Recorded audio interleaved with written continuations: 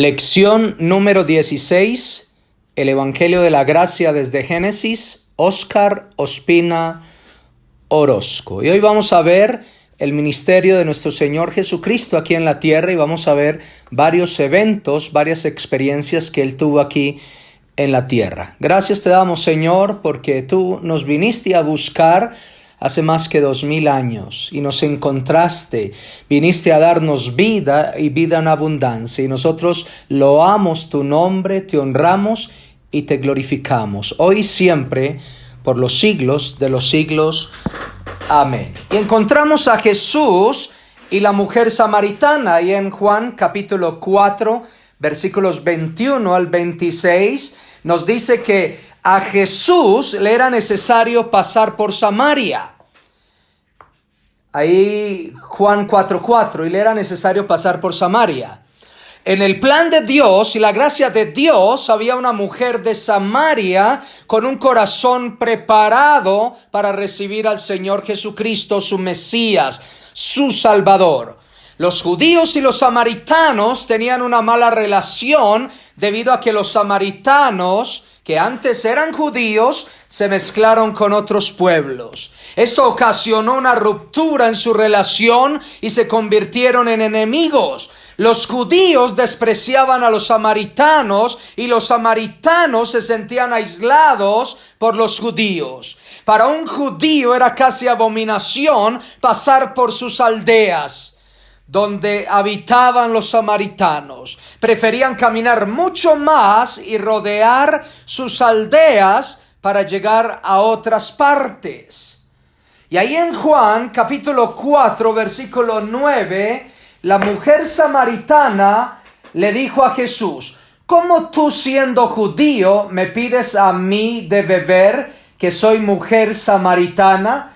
Porque los judíos y samaritanos no se tratan entre sí. ¿Cómo tú, siendo judío, me pides a mí de beber, que soy mujer samaritana? Los judíos y los samaritanos no se trataban entre sí. Como nos dice el libro de Nehemías 4, 1 al 2, o Esdras capítulo 4, versículos 1 al 5. Y Jesús, como judío, él no sentía ningún desprecio por los samaritanos, ni mucho menos por esta mujer samaritana. Él quería salvarla y que a través de ella muchos conocieran al Mesías, al libertador, al Salvador prometido. Jesús busca a la mujer samaritana y le ofrece vida eterna, como nos dice ahí en Juan capítulo 4, versículos 10 al 15, dice: respondió Jesús y le dijo: si conocieras el don de Dios y quién es el que te dice, dame de beber, tú le pedirías y él te daría agua viva. La mujer le dijo: Señor, no tienes con qué sacarla y el pozo es hondo. ¿De dónde pues tienes el agua viva? ¿Acaso eres tú mayor que nuestro padre Jacob, que nos dio este pozo, del cual bebieron él, sus hijos y sus ganados? Respondió Jesús y le dijo: cualquiera que bebiere de esta agua volverá a tener sed, mas el que bebiere del agua que yo le daré no tendrá sed jamás, sino que el agua que yo le daré será en él una fuente de agua que salte para vida eterna. La mujer le dijo: Señor, dame de esa agua para que no tenga yo sed, ni venga aquí para sacarla. Nadie puede creer de todo corazón en Dios a menos que se reconozca un pecador incapaz de salvarse a sí mismo. Jesús vio un corazón preparado por parte de la mujer samaritana.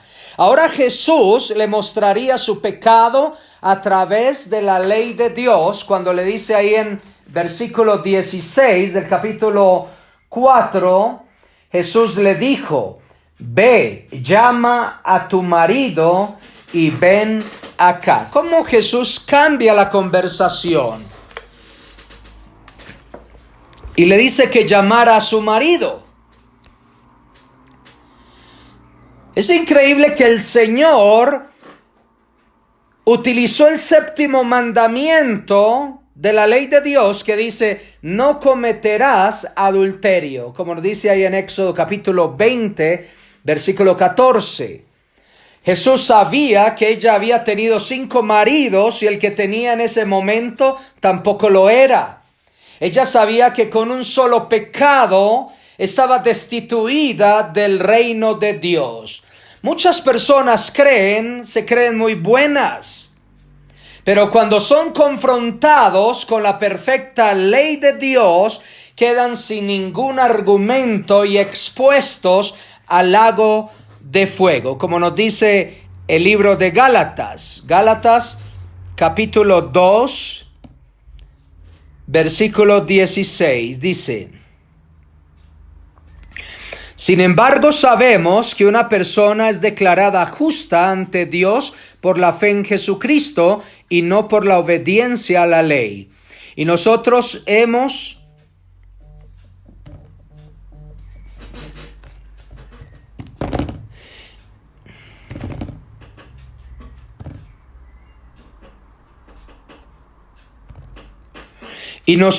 sin embargo, sabemos que una persona es declarada justa ante Dios por la fe en Jesucristo y no por la obediencia de la ley. Y nosotros hemos creído en Cristo Jesús para poder ser declarados justos ante Dios por causa de nuestra fe en Cristo y no porque hayamos obedecido la ley. Pues nadie jamás será declarado justo ante Dios mediante la obediencia de la ley. También Gálatas capítulo 3,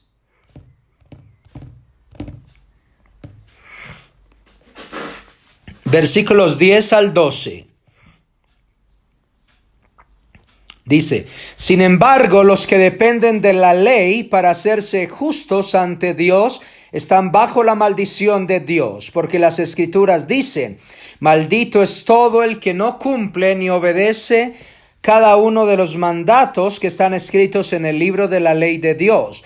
Queda claro entonces que nadie puede hacerse justo ante Dios por tratar de cumplir la ley, ya que las Escrituras dicen, es por medio de la fe que el justo tiene vida. El camino de la fe es muy diferente del camino de la ley, que dice, es mediante la obediencia a la ley que una persona tiene vida. Jesús le habla que la salvación es personal e interna y que la obra que Dios hace es en las profundidades de nuestro ser. Jesús le llamó que esos son los verdaderos adoradores que pueden agradar a Dios, cuando estos le agradan en espíritu y en verdad. Muchas personas en las diferentes iglesias tienen muchas creencias de cómo se debe adorar a Dios. Unos dicen que con todo lo que respira, como dice el Salmo. Otros hablan de que no se debe utilizar las palmas. Otros que no se debe sentir el mover del espíritu. Otros que solo himnos deben ser cantados. Otros que solo música moderna y otros que sea mezclado, etc. ¿Cuál es la verdadera adoración que agrada en verdad a Dios? ¿Sabe cuál es? Que cada hijo que le cante, que exprese con su boca las maravillas de Dios y que su corazón sea un corazón santo y recto, andando obedientemente delante de Él. Si un creyente no vive de esta manera, todo lo que haga será solamente un acto religioso. Y esto Dios lo desecha porque con sus bocas le alaban, pero su corazón está muy lejos de Dios. Como dice en Mateo capítulo 15, versículo 8, Isaías 29:13. Jesús llama a los judíos también hipócritas. Le llamaba sepulcros blanqueados a los fariseos, muy bonitos por fuera y por dentro muy podridos, como nos dice ahí en Mateo 23:27. También la Biblia nos habla que Jesús le salva a la mujer samaritana y le dice que Él es el Salvador. Qué versículos tan bonitos ahí en Juan capítulo 4, versículos 25 y 26. le dijo a la mujer, está hablando Jesús, sé que ha de venir le dijo la mujer a Jesús, sé que ha de venir el Mesías llamado el Cristo, cuando Él venga nos declarará todas las cosas. Jesús le dijo, yo soy el que habla contigo. ¿Se imaginan la experiencia tan bonita? Jesús le dijo que Él era el Mesías que la nación estaba esperando y que en ese momento estaba con ella. Dios siempre nos ha buscado. Él está buscando al mundo todos los días para salvarnos. El mundo le ha dado la espalda a Dios. Jesús vino a salvarnos y nos ha dejado a nosotros, sus hijos, el ministerio de la reconciliación, de reconciliar al mundo con Dios mismo. Somos sus representantes en este mundo que se pierde, así como nos dice 2 Corintios capítulo 5, versículos 18 al 20. Y Jesús utiliza a la mujer samaritana para traer a otros a los pies de Cristo. Porque el Señor te salvó a ti para que tú entregues ese tesoro del evangelio, de las buenas noticias, a otras personas. Ahí en Juan capítulo 4, versículos 39 al 42 nos dice: y muchos de los samaritanos de aquella ciudad creyeron en él por la palabra de la mujer, que daba testimonio diciendo: me dijo todo lo que he hecho. Entonces vinieron los samaritanos a él y le rogaron que se quedase con ellos, y se quedó allí 2 días. Y creyeron muchos más por la palabra de él. Y decían a la mujer: ya no creemos solamente por tu dicho, porque nosotros mismos hemos oído y sabemos que verdaderamente este es el Salvador del mundo, el Cristo. Cuando una persona es verdaderamente salva, hay una característica muy grande en su vida. ¿Sabe cuál es? De inmediato empieza a compartir su fe con otros, empieza a ser discípulos para la gloria de Dios. Se llena de gozo al entender que iba directo al infierno y que Cristo le dio vida eterna. Lo único que quiere es que su familia, sus amigos, sus vecinos, compañeros y todo el mundo escuchen estas buenas nuevas. ¿Eres tú este cristiano que está escuchando y ha escuchado el evangelio de la gracia de Dios y lo comparte con otros? Te invito a compartir este regalo de tu salvación con los demás, con este mundo perdido. También nos habla que el Señor Jesús sana a un paralítico, como nos dice ahí en Marcos capítulo 2, versículos 1 al 12. Jesús se dedicaba todos los días a predicar la palabra de Dios. Y la Biblia nos dice que había una gran multitud y unos hombres querían traer a un hombre paralítico al lado donde se encontraba Jesús. Era tanta la insistencia de estos hombres que abrieron el techo para llegar donde el Señor. El Señor vio su disponibilidad y su corazón que anhelaba buscar de Dios. Y Jesús le dijo al paralítico: tus pecados te son perdonados, como lo dice ahí en Marcos capítulo 2, versículo 5. Muchas personas que estaban en el lugar escucharon lo que Jesús decía acerca del perdón de pecados. Ellos sabían que solamente Dios podía perdonar los pecados. Jesús se estaba haciendo Dios delante de ellos. ¿Por qué? Porque Él era el mismo Dios. Jesús les preguntó qué era más fácil, sanarlo o perdonarlo.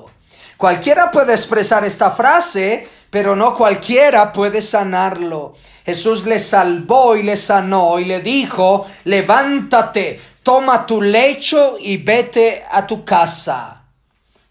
La reacción que este acontecimiento produjo fue para lo que Jesús y todos nosotros vivimos en este mundo, para que el nombre de Dios sea glorificado. Todo lo que hagamos debe ser hecho para la gloria de Dios, como nos dice primero a los Corintios, capítulo 10, versículo 31, y también como nos dice Colosenses, capítulo 3, versículo 17. Y todo lo que habléis, hagáis, sea para la gloria de Dios. También la Biblia nos dice que Jesús llamó a 12 hombres llamados discípulos para trabajar con él, ahí en Marcos capítulo 3, versículo 13 al 19. ¿Por qué Jesús escogió a estos 12 hombres? Había más personas más capacitadas en esos días que estos discípulos. Dentro del grupo había pescadores sin educación, sin letras, con un vocabulario tosco y grosero. Había un publicano, los publicanos eran considerados ladrones. Robaban de los impuestos de la gente. También la Biblia nos dice que había un guerrillero y otros más. Yo, Óscar Ospina, que estoy escribiendo entre líneas, me veo como estos hombres. Y siempre me he preguntado, Señor, ¿por qué a mí? No merezco el estar en esta posición de tanto privilegio. Y solo puedo darle gracias a Dios y decirle que es solamente por su gracia bendita. A lo mejor usted piensa lo mismo de su propia vida. A mí me gustaría decirles a ustedes que estoy en esta situación de privilegio por todas mis capacidades, por todos mis éxitos. Pero la verdad, lo que tengo que decirles es que estoy en esta situación más bien es por todos mis errores, por todos mis pecados, por todos mis fracasos.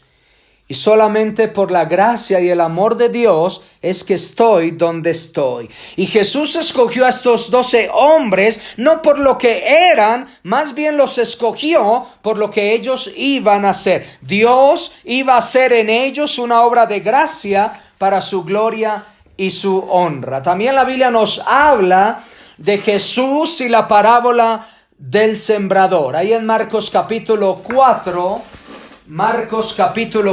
versículos 1 al 20. Y nos habla de la parábola del sembrador.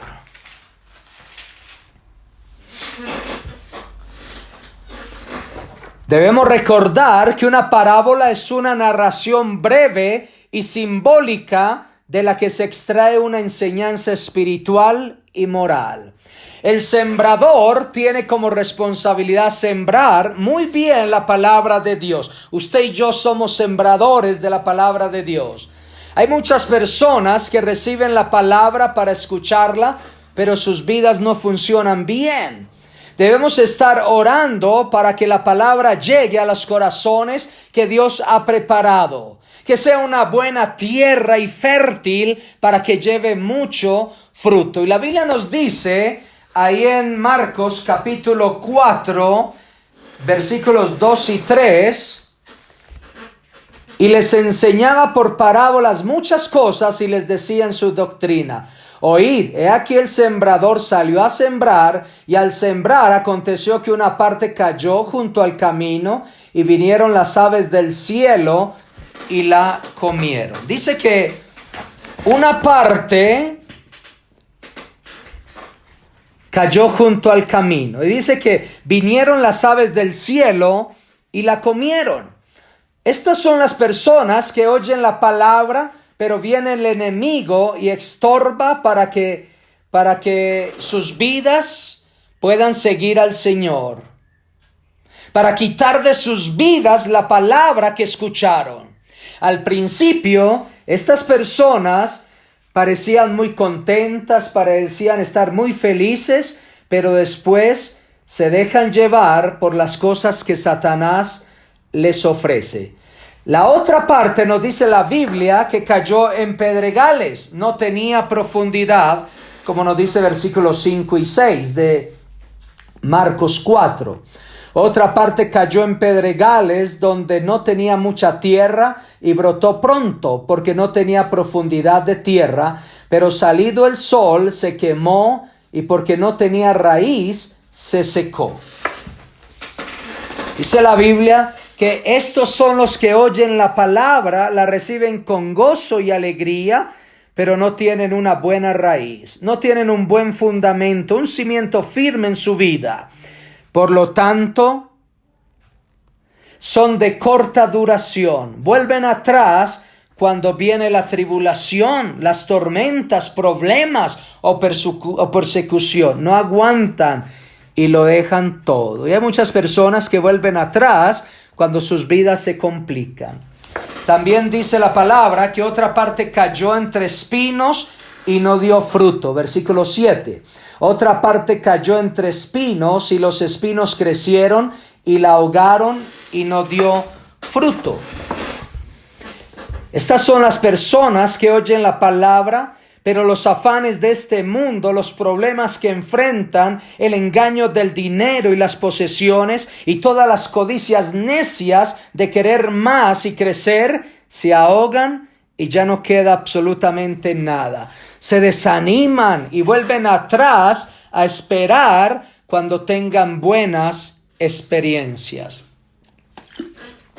Y ese es otro grupo de personas. Pero mire el último grupo de personas. Dice la Biblia en el versículo 8 que otra parte cayó en buena tierra y dio muy buen fruto, como nos dice el versículo 8.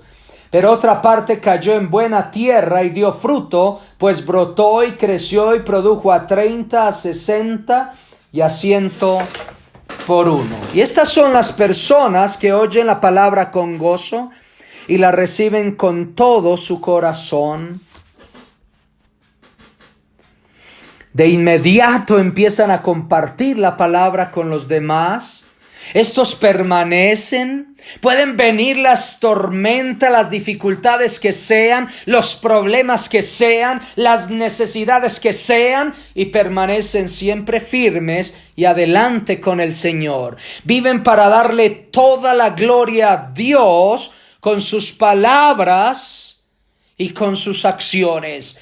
Caminan con Dios, controlados por el Espíritu Santo. Agradan a Dios con sus vidas y con sus palabras. Yo te pregunto a ti, la palabra que tú has oído, ¿en qué camino cayó? Yo oro por ti para que tengas un corazón dispuesto y que sea una buena tierra y fértil. Cada uno de nosotros debemos examinar nuestras vidas. También la Biblia nos habla, y en Marcos capítulo 4, versículos 35 al 41, de Jesús en la tempestad. Dice la palabra de Dios ahí en Marcos capítulo 4, versículos 35 al 41, dice: Aquel día, cuando llegó la noche, les dijo: pasemos al otro lado. Y despidiendo a la multitud, le tomaron como estaba en la barca, y había también con él otras barcas. Pero se levantó una gran tempestad de viento, y echaba las olas en la barca de tal manera que ya se anegaba. Y él estaba en la popa durmiendo sobre un cabezal, y le despertaron y le dijeron: Maestro, ¿no tienes cuidado que perecemos? Y levantándose reprendió al viento y dijo al mar: Calla, enmudece. Y cesó el viento y se hizo gran bonanza. Y les dijo: ¿Por qué estáis así amedrentados? ¿Cómo no tenéis fe? Entonces temieron con gran temor y se decían el uno al otro: ¿Quién es este que aun el viento y el mar le obedecen? ¿Saben? Jesús siempre va a estar contigo en cada tempestad que tú te encuentres. Jesús estaba con los discípulos. Él quería enseñarles una lección muy grande a cada uno de ellos y a cada uno de nosotros. Jesús quería enseñarles que pase lo que pase, Él siempre iba a estar con ellos para ayudarlos y protegerlos igual que a nosotros. Él quería enseñarle a sus discípulos y a cada uno de nosotros, sus hijos, que en esta vida se van a levantar muchas situaciones difíciles en cualquier momento, tempestades, tormentas en cualquier momento. Hay que entender que el Señor Jesús estará con nosotros para hacerle frente a cada situación y traer la calma a nuestros corazones turbados.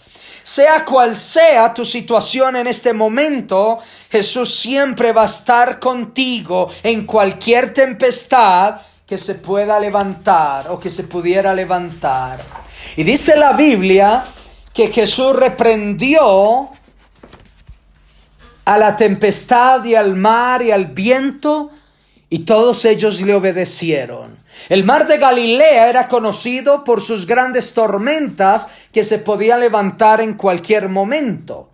Los discípulos entendieron que estaban al lado del soberano todopoderoso, que ellos podían confiar totalmente en él.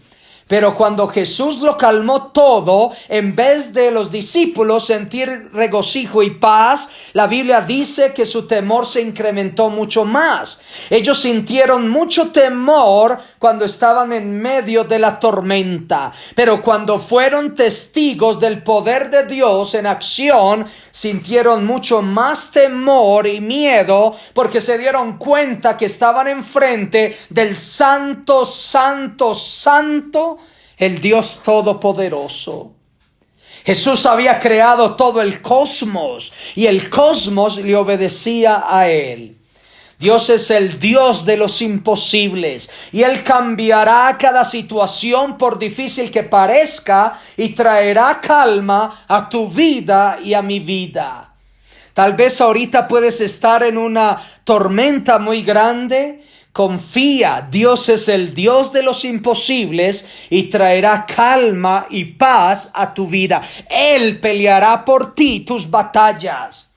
Dios nos ha dado el poder de solucionar todo lo posible. Habrá muchas situaciones que perderemos todo el control y entonces entenderemos lo limitados y finitos que somos y que solo Dios, el Dios de los imposibles, nos podrá ayudar. La fe comienza cuando terminamos con todos nuestros recursos. Cuando tú y yo agotamos todo, entonces lo entregamos a Dios y Él se hará cargo de todo y nada será imposible para Él. También la Biblia nos habla del endemoniado gadareno. Ahí en Marcos capítulo 5, versículos 1 al 20. Y es increíble que hay muchas personas en este mundo que están endemoniadas por algún espíritu maligno. No conocen al Señor como su Salvador personal y son gobernados por Satanás. Dice la Biblia de este hombre gadareno que venía de la región de Gadara. Antes, nos dice la Biblia, él tenía su familia, sus seres queridos, y Satanás con todos sus engaños le dañó toda su vida. Lo llevó a un lugar solitario y lo apartó de todos sus seres queridos. Lo esclavizó por completo y dentro de él, nos dice la Biblia, no había solamente un espíritu malo, sino que había toda una legión de demonios. Miremos cómo era la vida del gadareno antes de conocer al Rey de Reyes y Señor de Señores. Dice la Biblia que nadie le podía atar ni con cadenas. Andaba dando voces en los montes y en los sepulcros. Dice la Biblia que se hería con las piedras, vivía atormentado. Pero él sabía que Cristo era Dios mismo. Ahora miremos cómo era la vida del gadareno después de conocer al Señor Jesucristo como su único y suficiente Salvador. Dice la Biblia que se encontraba sentado, vestido y en su juicio cabal. Dice que la gente no podía entender su cambio, su transformación. Jesús le pidió que fuera a su casa para dar testimonio a toda su familia. El que antes estaba endemoniado, ahora predicaba de Cristo. Alabado sea el Dios Todopoderoso. Jesús era el único que podía salvar y liberar a este hombre. Nadie más lo podía hacer. Como nos dice Juan capítulo 8 versículo 36. Si el Hijo os libertare, seréis verdaderamente libres. Nadie ni nada te puede libertar a ti de las garras de Satanás y del pecado. Solamente Dios, a través del Señor Jesucristo, te puede libertar, te puede transformar, te puede cambiar a la imagen de tu Salvador. Hay muchas personas que están esclavizadas por el maligno y solo el Salvador les podrá liberar. Satanás y los demonios no pueden habitar en la vida de un creyente verdadero, ya que en la vida del creyente, dice la Biblia, habita el Espíritu Santo, Dios mismo, y Dios mismo no comparte la habitación con el demonio. También la Biblia nos habla de la muerte de Juan el Bautista, un gran siervo del Señor, ahí en Mateo capítulo 14, versículos 1 al 12. La Biblia nos había dicho que Juan el Bautista había venido a preparar el camino del Señor Jesucristo. Y lo hizo muy bien. Y cuando Jesús comenzó su ministerio y se empezó a mostrar públicamente, ¿sabe en humildad qué dijo Juan? Juan dijo que él tenía que menguar para que Jesús creciera. ¡Qué bonito! El propósito por el cual Dios lo había traído a este mundo ya se había cumplido. Ahora él estaba listo para partir a los brazos de su Creador. Cuando Dios termine contigo, cuando Dios cumpla los propósitos que tiene contigo, Él te llevará a casa. Y Dios escogió el vehículo de la decapitación para llevarlo a casa, a su hogar celestial. Dice la Biblia que Herodes le tenía mucho miedo, sabiendo que era un hombre justo y santo, y por petición de la hija de su esposa lo mandó a matar. Dice la Biblia que le cortaron su cabeza y la pusieron en un plato, pensando que lo había vencido. Juan el Bautista está en el cielo, pero Herodes y su familia, si no creyeron a Jesús como su Salvador, están y estarán en el infierno por toda la eternidad. Juan el Bautista perdió la cabeza, que no servía para nada. Ningún miembro de nuestro cuerpo sirve para nada. Pero ¿sabe qué? Pero entró en el cielo y su cuerpo será glorificado por Dios para toda la eternidad. Al contrario, la familia que lo mató vivirá en el lago de fuego, en el infierno por toda la eternidad. ¿Quién venció? Dios venció y lo llevó a su casa. Muy pronto estaremos en nuestra casa celestial. Este fue el vehículo de Dios para llevarlo a casa, la decapitación. Dios puede utilizar el vehículo de la enfermedad. Dios puede utilizar el vehículo del homicidio, del fuego, del agua. No sabemos, de un accidente para llevarnos a casa. Y ese fue el vehículo que Dios utilizó para llevar a Juan el Bautista a casa. Pablo dice que el morir en Cristo es lo mejor. El morir en Cristo Jesús es la mejor muerte que un ser humano podría enfrentar, ya que el morir en Cristo es ganancia, como lo dijo el apóstol Pablo en Filipenses 1:21.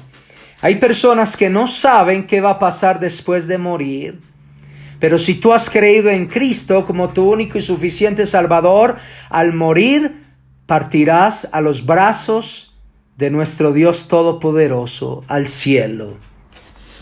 Recuerda que nuestro verdadero hogar se encuentra en los cielos. En este mundo, dice la Biblia que nosotros somos peregrinos y extranjeros. Dice Pablo que el estar con Dios es muchísimo mejor, como nos dice Filipenses capítulo 1, versículo 23. También Jesús, cuando estuvo aquí en la tierra, se nos habla ahí en Juan capítulo 6, que alimentó a los 5,000 hombres, y eso sin contar a las mujeres y a los niños. La Biblia nos dice en Juan capítulo 6, que a Jesús le seguía una gran multitud, miles de personas que creían que Jesús era el Mesías prometido. Pero el Mesías que la multitud y la nación estaban esperando era un rey que les sanara, que les proveyera y que los librara del yugo de los romanos.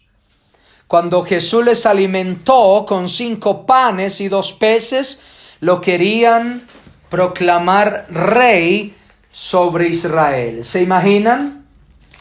Lo seguían solamente por las señales que él hacía. Y mire lo que dice ahí en Juan capítulo 6, versículos 14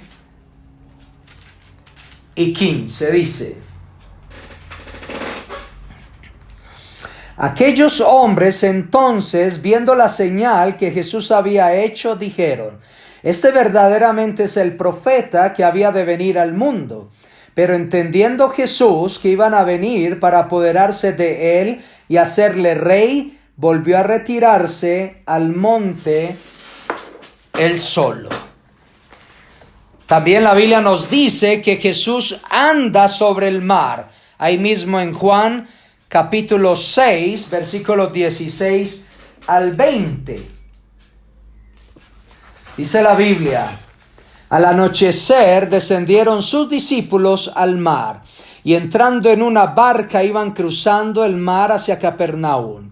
Estaba ya oscuro y Jesús no había venido a ellos, y se levantaba el mar con un gran viento que soplaba. Cuando habían remado como 25 o 30 estadios, vieron a Jesús que andaba sobre el mar y se acercaba a la barca y tuvieron miedo. Mas él les dijo: yo soy, no temáis. Ellos entonces con gusto le recibieron en la barca, la cual llegó enseguida a la tierra donde iban. Ningún ser humano puede andar sobre el mar. Solo Jesús, quien es el mismo Dios, y obviamente Él creó el mar.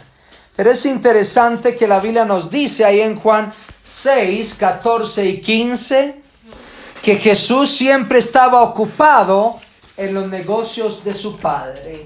Qué bonito.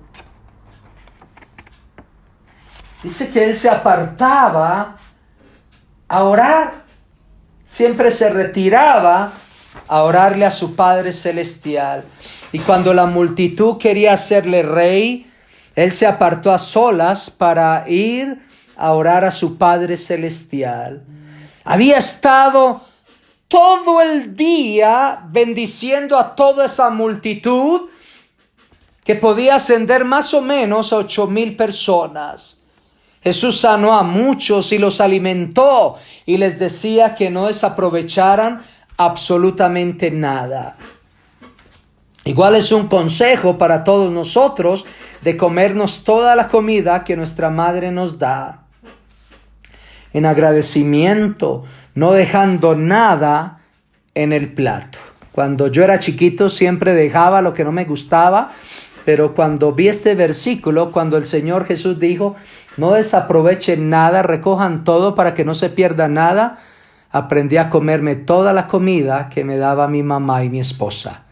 Y no dejo nada literalmente en el plato. Igualmente le he enseñado así a mis hijos. Noten lo que hizo el Señor Jesús. Cuando la multitud le quería hacer rey, se apartó a orar, y ya era de madrugada, entre 3 y 6 a.m. Dice la Biblia que Él pasó toda la noche orando y fortaleciéndose en su Padre Celestial. Como nos dice ahí en Juan capítulo 6, versículos 15 al 21, y Mateo capítulo 14, versículos 22 al 33. Y la Biblia, la historia nos habla que Roma tenía 4 vigilias. La primera vigilia iba de 6 de la tarde a 9 de la tarde. La segunda vigilia iba de 9 de la tarde a 12 de la mañana. La tercera vigilia iba de 12 de la mañana a 3 de la mañana. Y la cuarta vigilia iba de 3 de la mañana a 6 de la mañana. Y la Biblia nos dice que Jesús vino caminando durante la cuarta vigilia, o sea, de 3 a 6 de la mañana. ¿Se imaginan? Yo siempre me he preguntado, ¿a qué horas dormía Jesús? Pero ¿saben? Jesús se encontraba en los negocios de su Padre. Él daba todo su tiempo, su esfuerzo a los negocios de su Padre Celestial. Yo te pregunto a ti, ¿en qué estás invirtiendo todo tu tiempo? ¿En los negocios de quién? ¿En los negocios tuyos o en los negocios de otras personas? Para saberlo, tendrás que mirar a tu reloj, o sea, el tiempo, y a tu bolsillo, o sea, dinero. Jesús dijo que debemos trabajar no por la comida que perece, sino por la comida que a vida eterna permanece. Y esa comida se llama Jesucristo, como dice Juan 6:29. La multitud seguía a Jesús por las señales que hacía, por la comida, porque Él sanaba las enfermedades, porque Él les proveía. Y muchas personas en este tiempo siguen a Jesús o le buscan por lo que Él les puede dar, y no lo buscan por lo que Él es, el Salvador y el Redentor. Jesús no vino a pagarte las deudas que irresponsablemente has adquirido. Jesús no vino a sanarte. Jesús no vino a consolarte. Jesús no vino a hacer tantas cosas. ¿Sabe a qué vino Jesús? A salvarte. Y después de salvarte, si hace todas esas cosas en beneficio tuyo. Jesús le dijo a la multitud que Él era el pan que descendió del cielo y que da vida eterna. Jesús les expresó que Él era el verdadero pan de vida para toda la humanidad y para toda la eternidad.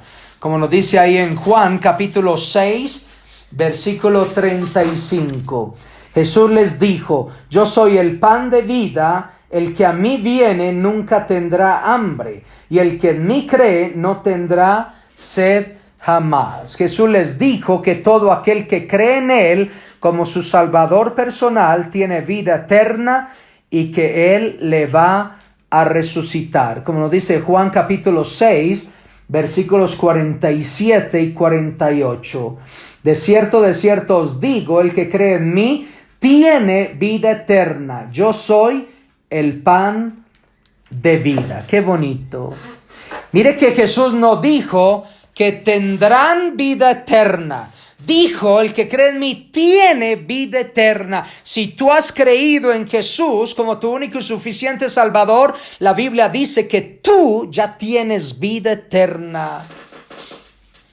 Todo aquel que cree que Jesús es el único que puede perdonar todos sus pecados, tiene vida eterna. Tiene vida eterna, y al partir de este mundo irá a los brazos de su Padre Celestial por toda la eternidad. Jesús les vuelve a decir a toda esta multitud que el que come y bebe de Él, o sea, el que cree y descansa en Él, tiene vida eterna y que Él les resucitará. Como dice Juan capítulo 6, versículo 54, dice: el que come mi carne y bebe mi sangre tiene vida eterna, y yo le resucitaré en el día postrero. Muchas personas que escucharon estas palabras de Jesús ya no le creían, volvieron atrás y no andaban ya con Él. ¿Conoce usted personas así que empezaron muy animaditos y después volvieron atrás y nunca más regresaron?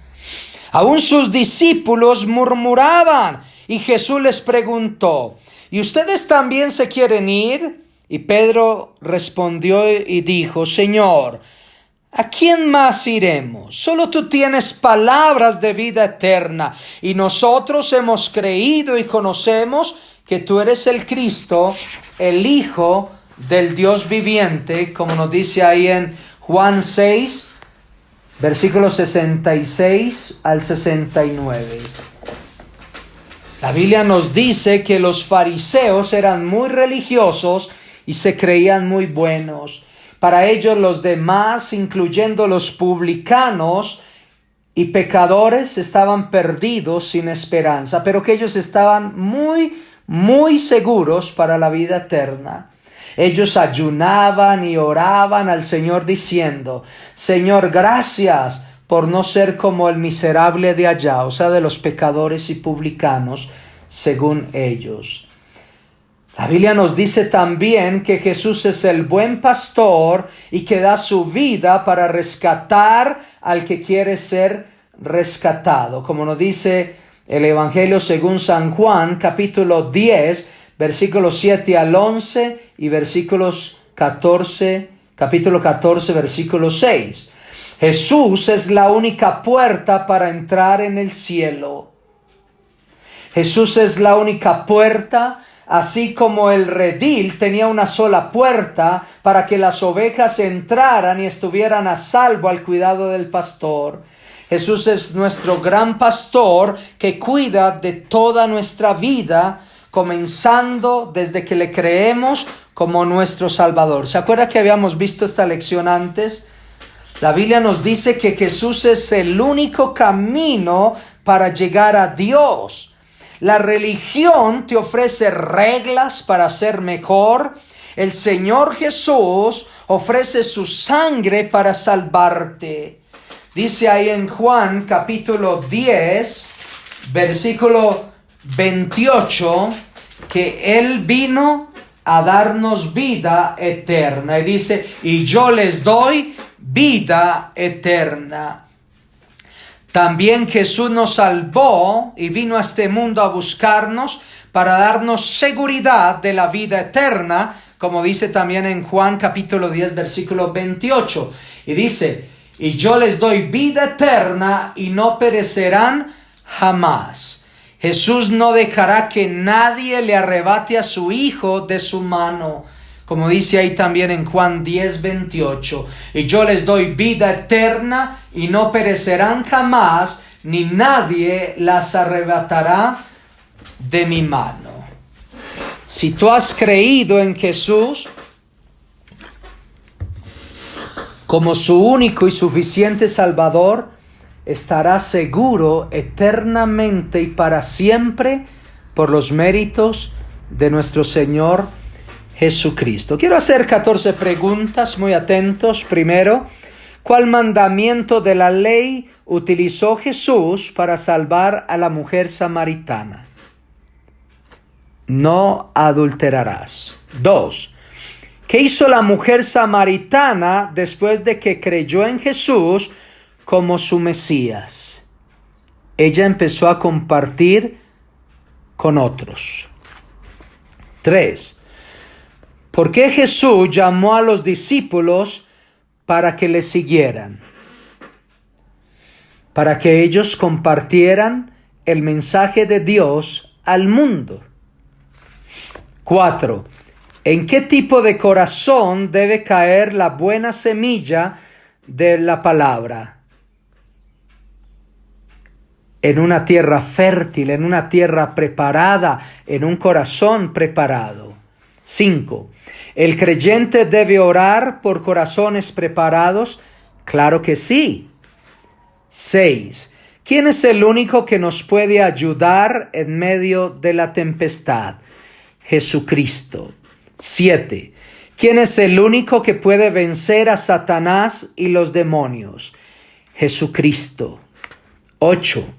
¿Cómo fue la vida del Gadareno después de creer en Jesús?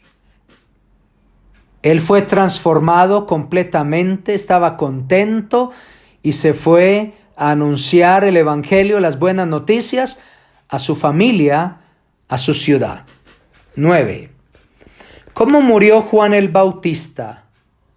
Le cortaron la cabeza. 10. ¿Por qué las multitudes seguían a Jesús? Seguían a Jesús porque les proveía, porque les sanaba y porque hacía muchas señales. 11. ¿Cuál hábito tenía Jesús todos los días? Él oraba todos los días. 12. ¿Cómo se creían los fariseos?